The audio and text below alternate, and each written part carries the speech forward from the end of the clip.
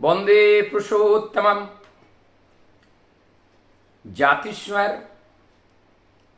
के अधिगमन में अर्थात पुनर्जन्म के बारे में आज कुछ चर्चाएं रखेंगे और ये पुनर्जन्म की एक पॉइंट को स्पष्ट करता हुआ चलूं।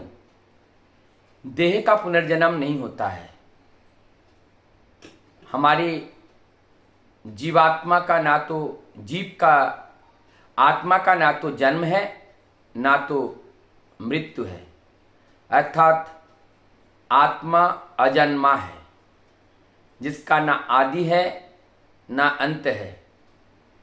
तो एक शब्द आते हैं पुनरुपि जन्मम पुनरुपि मरणम, बार बार जन्म लेना बार बार मरना। ये क्या है कि बार बार जन्म और बार बार मृत्यु ये देह का होता है। देह का बार बार जन्म भी होता है, लेकिन वो नव देह होते हैं, एक ही देह नहीं। जो देह एक बार मिला वो देह भी बार बार नहीं मिलती हैं।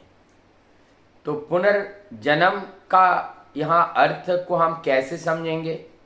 ना तो आत्मा के दृष्टिकोण से अगर देखें तो आत्मा का ना तो जन्म है ना तो मृत्यु है। तो ये पुनरुपि जन्मम पुनरुपि मरणम कैसे हुआ? और जो देह है, एक बार जो देह जिस रूप जिस आकार का देह मिला वो देह दोबारा नहीं मिलती हैं, ये स्पष्ट है।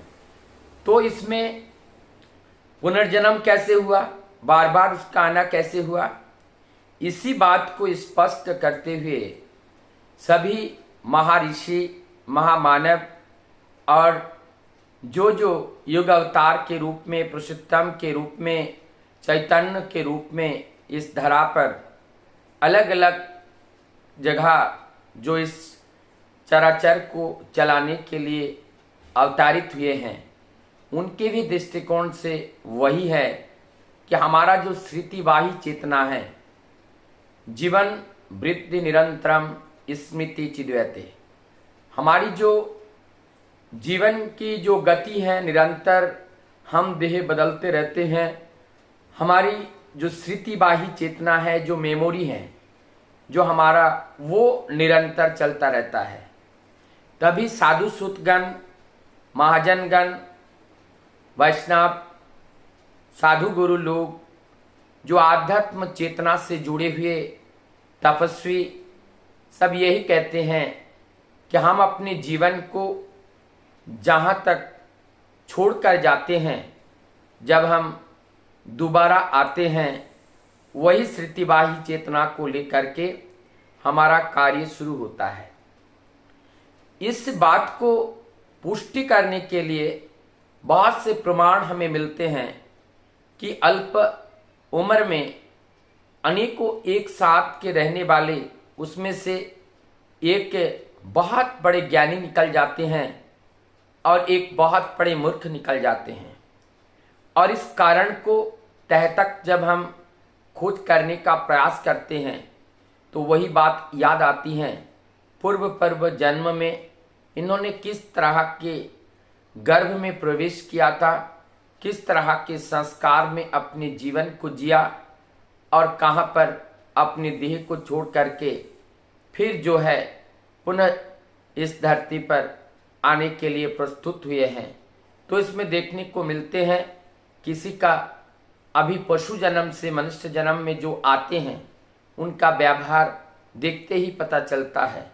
जिनका कई जन्म मनुष्य का हो जाता है उसका व्यवहार भी देखने से पता चलता है।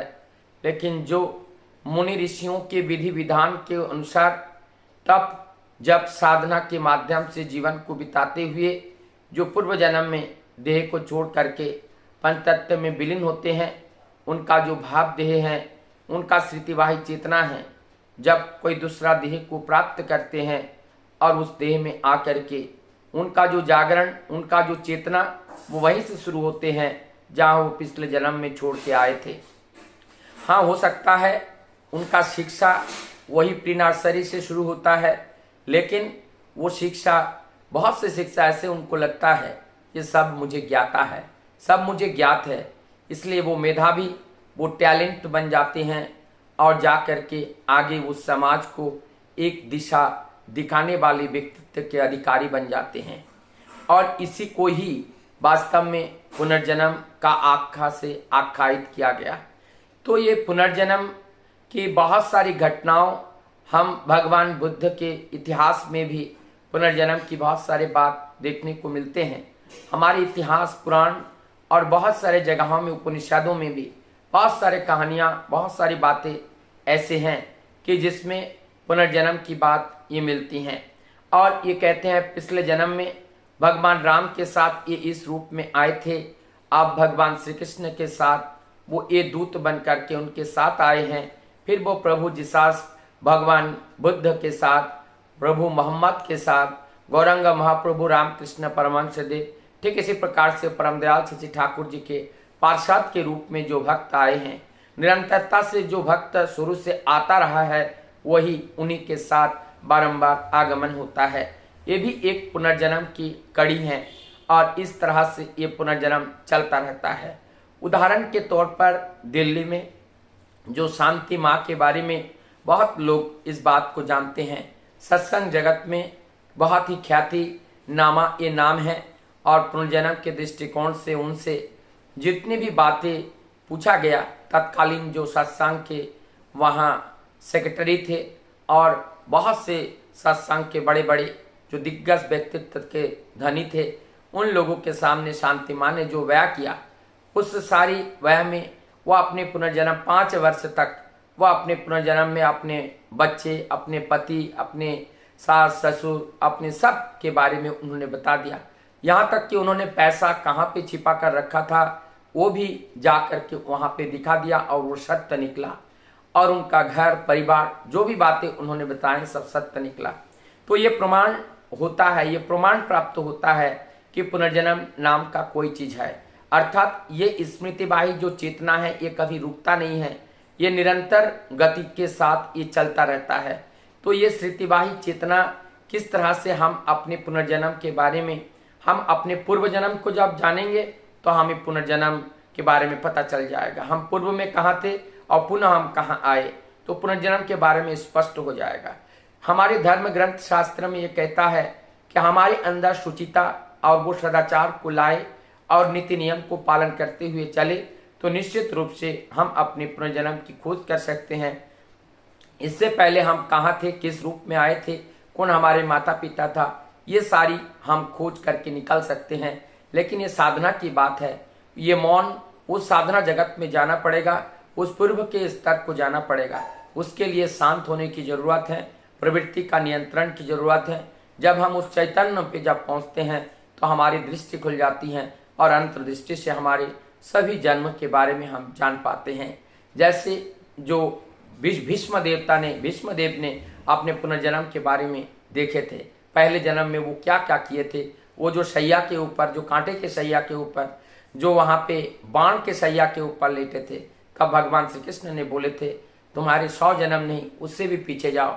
और जा करके देखा, उन्होंने एक सांप को मारा था और फेंका था और कांटे पे जा करके वो वहाँ पे फंस गया था, कांटे से जकड़ गया था, उनका अंतिम मौत। फिर वो और वही उनसे अभिशाप मिला और उसी प्रकार से उनका वही चिंतन में था। और वही जब चिंतन करते करते जब वो गए तो वही चिंता से उनकी भाव वही थी और उनका फिर जब जन्म मिला और वहाँ पर भी उसी भाव में वो गए।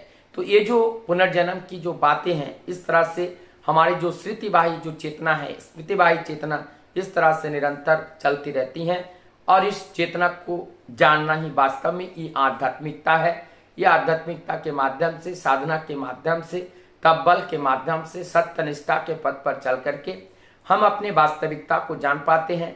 हम पूर्व, वर्तमान और भविष्य सब कुछ के बारे में हम जानने के लिए ज्ञाता हो जाते हैं। दृष्टा से कहते हैं, दृष्टा पुरुष, दूर की चीज भी देखने में सक्षम हो जाते हैं। लेकिन ये तब होते हैं जब एक दृष्टा पुरुष को जीवन में गुरु मानकर जब हम चलते हैं, विधि विधान को पालन करके चलते हैं, तब हमें वास्तविकता से रूबरू हो पाते हैं। वंदे पुष्प